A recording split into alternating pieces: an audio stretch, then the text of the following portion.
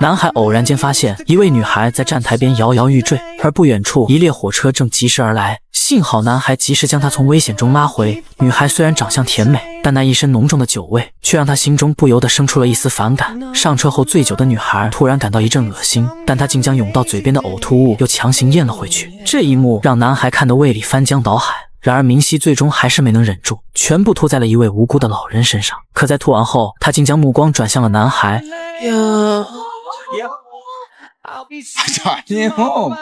在众人的注视下，牵牛百口莫辩，老人更是愤怒地要求他承担全部责任。无奈之下，他也只能自认倒霉，脱下毛衣为老人擦拭呕吐物，然后勉强地将明熙背下了车。本想将他放在长椅上一走了之，可刚走出车站，牵牛又感到良心不安，于是返回去将明熙背出了地铁站。无处可去的他只能将对方带到一家小旅馆里，将明熙安顿好后，牵牛打算清洗掉身上的污秽再回家。然而当他洗完澡后，却发现毛巾放在了卧室里，于是他赤身裸体地跑了出去。可就在这时，2名警察却破门而入。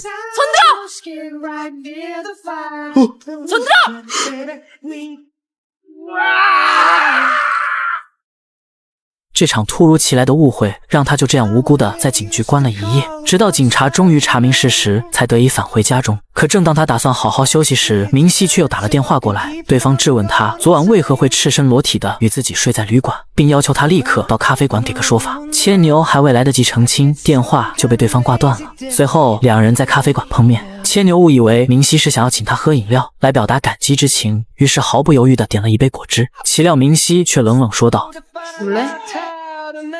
커피 마셔. 커피 둘. 계산 네가 해라. 面对如此野蛮的女孩，牵牛感到十分无奈。接着2人坐下来，开始相互对证。在明熙凶神恶煞的目光下，牵牛战战兢兢地将事情原委一一说明。明熙也逐渐回想起了昨晚的情景。然而就在他不经意的轻抚发丝的那一刻，竟意外地触动了牵牛的心弦。 어제보다 밝고 예뻐 보이시네요.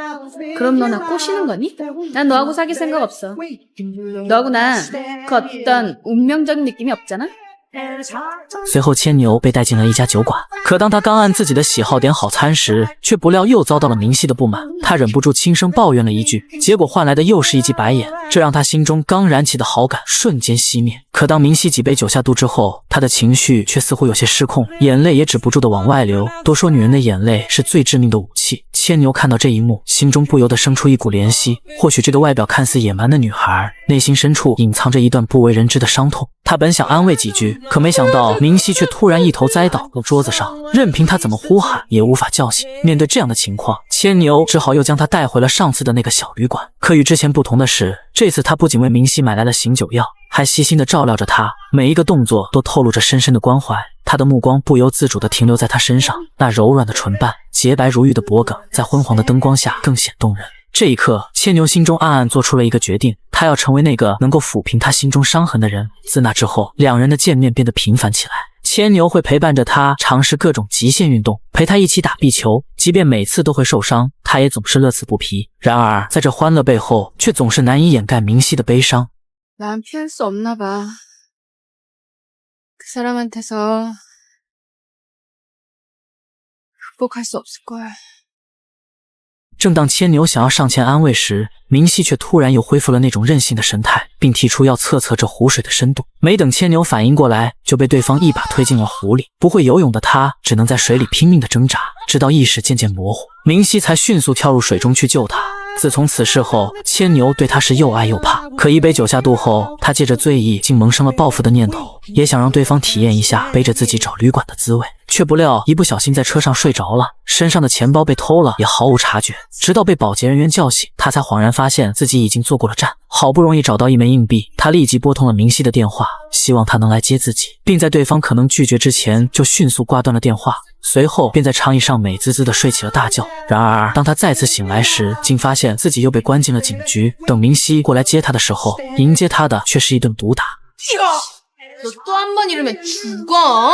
虽然挨了一顿胖揍，但牵牛仍能感受到明熙心中对自己的在意。随着时间的推移，2人的距离也在不经意间拉近。尽管明熙依旧对牵牛表现出野蛮的一面，甚至提出要他穿自己高跟鞋的无理要求，牵牛虽然十分抗拒，但最终还是宠溺地答应了他。而明熙也开始对牵牛产生了依赖。在两人相识100天的时候，他向牵牛提出了一个特别的要求，希望他穿着高中校服到女子学校给自己送上一朵玫瑰花。为了满足他的愿望，牵牛灵机一动，决定乔装成外卖员。他将玫瑰花藏在箱子里，成功的混进了女子大学。可他刚踏入礼堂，就意外的成为了全场的焦点。正当他打算从后门悄悄离开时，舞台上突然响起了悠扬动听的钢琴曲，那是明熙专门为他弹奏的曲子。牵牛手捧着那朵玫瑰花，卸下了身上的伪装，坚定的一步步走向舞台。当演奏完毕，在聚光灯的照耀下，明熙欣然接受了牵牛手中的玫瑰花。昔日的刁蛮已荡然无存，取而代之的是满眼的温柔与深情。随后，两人换上了高中时的校服，一同前往酒吧，尽情享受着属于他们的欢乐时光。不出所料的是，明熙再次醉得不省人事，牵牛只好背着他将他送回家。然而在半路中，一名宣传艾滋病预防的工作人员不由分说地在牵牛的口袋里塞了一个安全套。抵达明熙家后，明熙的父亲对他流露出不满的神色，他严肃地问起牵牛对于未来职业的打算。而牵牛却坦诚地表示自己还未曾考虑过这个问题。这时，明熙的父亲又突然提出要检查牵牛的口袋，结果意外地发现了那个安全套。看到这一幕，明熙的父亲脸色瞬间阴沉下来。无论牵牛如何解释，对方都始终不肯相信他的说辞，甚至还要求牵牛今后不要再和明熙来往。自那以后，明熙再也没有联系过牵牛，两人的关系就这样猝不及防地走向了终结。他只能安慰自己，当作是重新获得了自由，于是开始在酒吧搭讪美女，尝试去接受新的恋情。可当他去洗手间时，却惊讶地发现这个美女居然站在自己旁边尿尿。而就在出来的时候，他却意外地接到了明熙的电话。原来明熙的父亲为他安排了一场相亲，他希望牵牛前来帮忙解脱困境。等到牵牛匆匆赶到现场后，明熙借机要去洗手间，并让牵牛将相亲对象打发走。可当他从洗手间回来时，却发现牵牛已经独自离开了，只给那位相亲对象留下了10条忠告。첫 번째, 여자다운 거 요구하지 말아라. 두 번째, 술은 절대로 3잔 이상 먹이면 안 되고요. 아무나 패거든요. 그리고 카페 가면 콜라나 주스 마시지 말고 커피 드세요. 가끔 때리면 안 아파도 아픈 척하거나 아파도 안 아픈 척하는 걸 좋아해요. 만난 지 100일 되면 강의실 찾아가서 장미꽃 한 송이 내밀어 보세요. 되게 좋아할 거예요. 听完这些后，明熙再也无法平复情绪。原来这个傻傻的男孩竟如此深爱着自己。他不顾一切地冲到大街上，急切地在人群中搜寻着牵牛的身影。然而命运却仿佛故意与他们作对，一次次让两人近在咫尺，却又在不经意间擦肩而过。在寻找无果后，他急忙来到广播室求助，大声地呼喊着牵牛的名字。而牵牛在听到明熙那熟悉而急切的声音时，也毫不犹豫地赶往了广播室。这一次，他们终于没有再错过彼此，紧紧地相拥在一起。但这却让两人之间的关系变得更加复杂。明熙心中渴望着更进一步的亲近，却又因种种顾虑而犹豫不决。原来他始终无法释怀前任的记忆，之所以和牵牛在一起，也只是在追寻那份似曾相识的温暖与熟悉。曾经前任总会在人群的注视下为他递上一朵娇艳的玫瑰，他们也会在大树下面共同憧憬着美好的未来。但一场突如其来的意外夺走了前任的生命，也让明熙陷入了无尽的哀伤之中。在与牵牛相处的日子里，他依然会去看望前任的母亲，尽管对方出于好意曾试图为他介绍新的对象，但明熙都毅然决然地拒绝了。于是他嘱咐牵牛要为他写下一封信，要求他将所有的爱意都写进去。牵牛竭尽全力想要搜罗出华丽的词藻来表达自己的情感，可由于他不懂中文，始终无法在韩文里找到最贴切的词汇。第二天，两人相约来到山顶，明熙突然提议让牵牛跑到对面的山头去。当牵牛站在对面山头向他挥手时，明熙才大声喊出了自己一直压在心底的话：견우야! 미안해. 나 정말 어쩔 수가 없나 봐. 견우야! 미안해. 미안해. 나도 어쩔 수 없나 봐.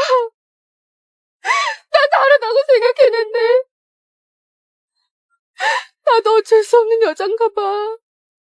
明熙决定暂时离开一段时间，去整理自己纷乱的思绪和情感。他带着牵牛来到了那棵充满回忆的大树下，将两人写给对方的信装进了一个时间胶囊里，随后将其深埋于树荫之下，并相约2年后再一起来这里开启这个时间胶囊，或许那时他们就能找到心中的答案。在分别的日子里，牵牛为了重逢时能让明熙看到一个全新的自己，他不仅努力学习游泳，还刻苦锻炼壁球。除此之外，他还将两人之间的故事撰写成了一本书。没想到这本书却意外地获得了出版社的赏识，从而让他踏上了作家的道路。转眼间，2年的时光如约而至，但遗憾的是，明熙并未如牵牛所期盼的那样出现在这里。尽管如此，他还是按照约定挖出了深埋地下的时间胶囊，打开了明熙给他写的信。信件里，他不仅坦诚地揭示了所有的真相，还诉说了自己内心的矛盾与挣扎。네가 좋아지는 만큼 죽은 그 사람한테 죄책감이 느껴지는 거야. 그래서 난 네가 없는 동안 그 사람을 나 혼자서 잊어보고 싶어.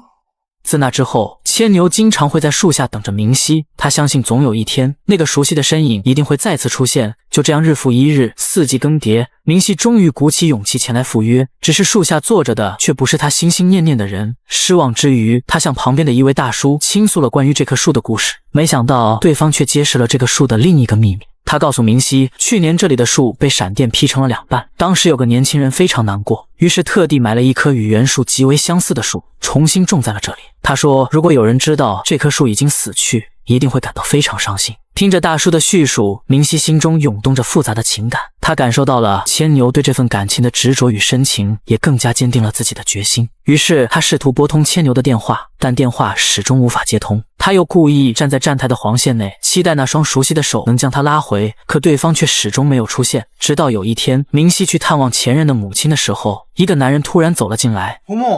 여권사진 찍고 있는데 전화하면 아유, 어떡해요? 이놈의 자식아. 明熙看清对方的长相后，瞬间就愣住了。 그애하고 많이 닮았지?